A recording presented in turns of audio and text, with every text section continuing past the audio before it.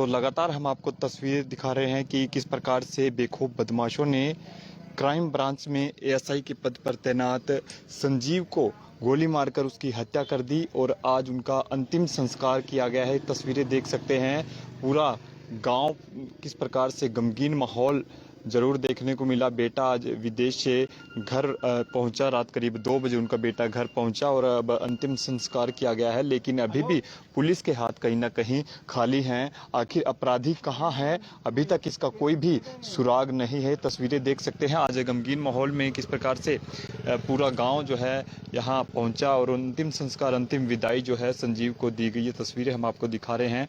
गांव के परिवार के लोग कुछ उनसे बातचीत करेंगे। सर, क्या कुछ कहना चाहेंगे? आज अंतिम संस्कार कर दिया गया है। अपना परिचय दूं? जी, मैं परिचय की दृष्टि से रुकबीर बतान रोड बिरादरी से, ये मेरे रिश्तेदार भी हैं और मैं बीजेपी के नाते जिला में उपाध्यक्ष हूँ, पीछे जिला महामंत्री रहा और ये गांव में सरपंच के नाते ये सारा बड़ा घटना जो घटी, बहुत बुरा भयंकर ये अपराध हुआ और एक गांव में आकर के पल्सर मोटरसाइकिल पे इस प्रकार की गोलियां मारना ये बहुत ही निंदनीय है। जहां तक मेरी 70-71 साल की एज हो चुकी है, तो मित्रों, भाइयों, ये जो हम आज का जीवन व्यक्ति अपने तक सीमित रह गया, अपने बच्चों तक पड़ोस में घर में किसी प्रकार से बोलचाल ही नहीं करते, ये उसका भी एक परिणाम है। क्योंकि वो 4-5 बजे के ये आपराधिक, ये गुंडा तत्व वो चक्कर लगा रहे थे, तो किसी ने भी उनको ये हिम्मत नहीं की, भाई तुम कौन हो, कहाँ से आए हो, किस लिए चक्कर लगा रहे, कैसे हो। अगर इतना भी थोड़ा बहुत कोई गांव का व्यक्ति ध्यान कर लेता तो शायद ये घटना ना भी होती। बट बनी बनाई बन रही, अब जो बनी नाई, ये बनी बनाई तो थी, बट गांव में अगर इतना प्यार आपस में मेल जोल होता तो ये भी एक बड़ा भयंकर स्थिति है समाज के लिए। बाकी आज यहाँ पर हजारों की संख्या में अपने हरविंद कल्याण जी और भी भाजपा के कार्यकर्ता मौजूद लोग, रोड बिरादरी के प्रधान वगैरह सारे बड़ा दुखदायी विषय था, गमगीन विषय था। प्रशासन ने उनको बड़ा राष्ट्रीय शोक से माध्यम से सलामी दी, पुलिस प्रशासन आया हुआ था और सभी ने बड़ा दुख प्रकट किया। और मैं अब तो थोड़ा ये कहूँगा, ये परमपिता परमात्मा, जो ये घटना घटी, इस परिवार को 2 बच्चे हैं, इसके पास अनमैरिड हैं, इसका भाई पीछे एक्सीडेंट में गुजर गया था, इसका पिताजी गुजर गए थे, दोनों परिवार का यही सहारा था। और कैसा इस व्यक्ति ने अपना जीवन जो पुलिस में दिया, एक अच्छा साफ सुथरा जीवन, ऐसे अपराधी लोगों को पकड़ करके ना सलाखों में भेजा हुआ है, तो बड़े बहादुर के इसने काम किए। उधर भी मेरा मन घूमता है भी कोई ना कोई इस प्रकार के अपराधी ग्रुप जिन्होंने इन्होंने उनको पकड़ा धकड़ी करी होगी, किसी प्रकार का जो भी करे होगा, शायद मन में कोई ऐसी बात लगी होगी, उस बात पे भी वो पीछे नहीं हट सकती बात।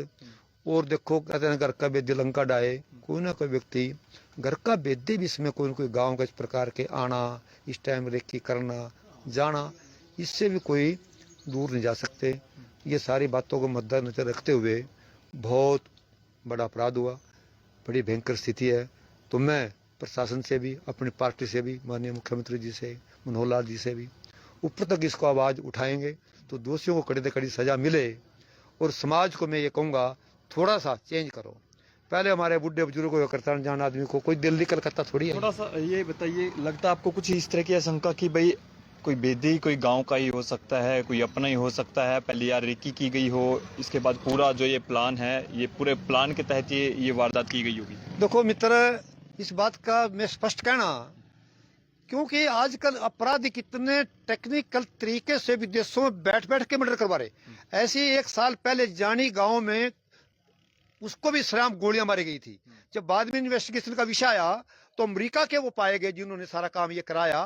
तो इस बात का तो मैं कहूँ पता ही नहीं चलता, बड़े तरीके से ये अपराध योजना पूर्वक करते हैं। इसलिए बात तो आएगी, पर इस समय मैं कहने की स्थिति में नहीं हूँ, मैं गलत मुख से नहीं कह सकता, क्योंकि जब तक छोटे मोटे कोई हल्का फुल्का सा इशारा हो नहीं, तभी प्रेस के मीडिया से बात करनी चाहिए। बेटा कब किस टाइम लौटा इनका? बेटा ये रात को आ गया था, कोई 9-10 बजे।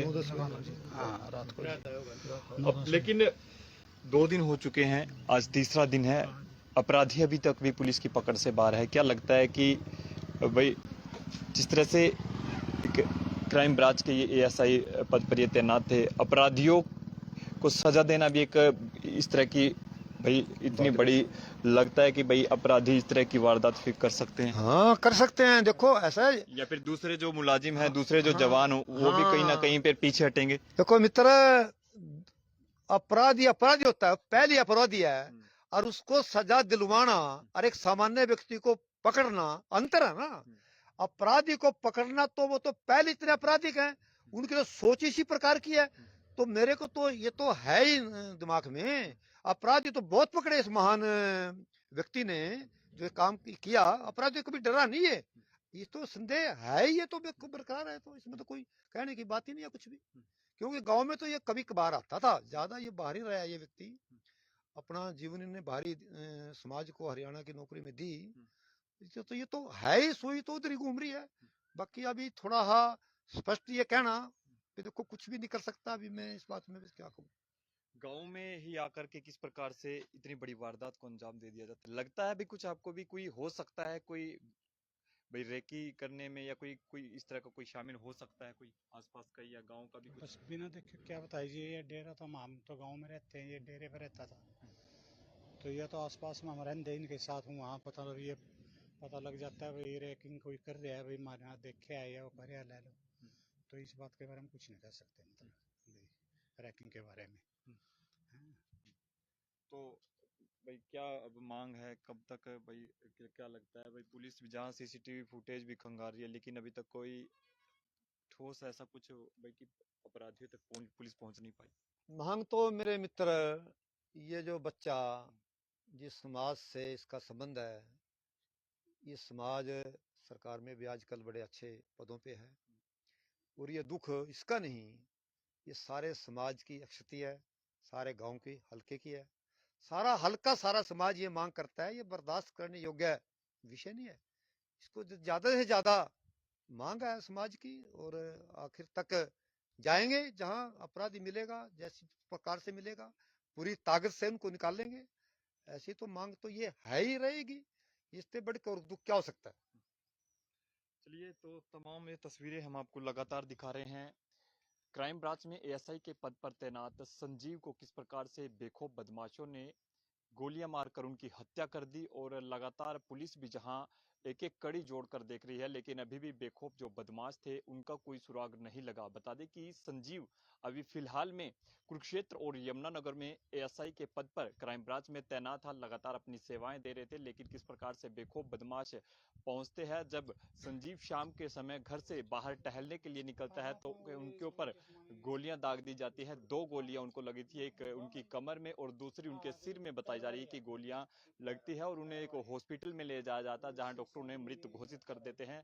और उनकी मौत के बाद किस प्रकार से पूरा जो पुलिस महकमा है उसके अंदर भी कहीं ना कहीं एक किस प्रकार से पुलिस जहां लगातार इस मामले को लेकर तमाम जो तथ्य है वो मौके पर पहुंचकर जुटाती है, लेकिन अभी भी पुलिस के हाथ खाली है। अब देखना होगा कि कब तक ये अपराधी पुलिस की गिरफ्त में आते हैं। लेकिन तमाम जो लोग हैं वो मांग कर रहे हैं कि जल्द से जल्द अपराधियों को पकड़कर उन्हें सख्त से सख्त सजा दी जाए। आप देख सकते हैं कि गमगीन माहौल में आज एएसआई संजीव का अंतिम संस्कार किया गया, अंतिम विदाई उन्हें दी गई।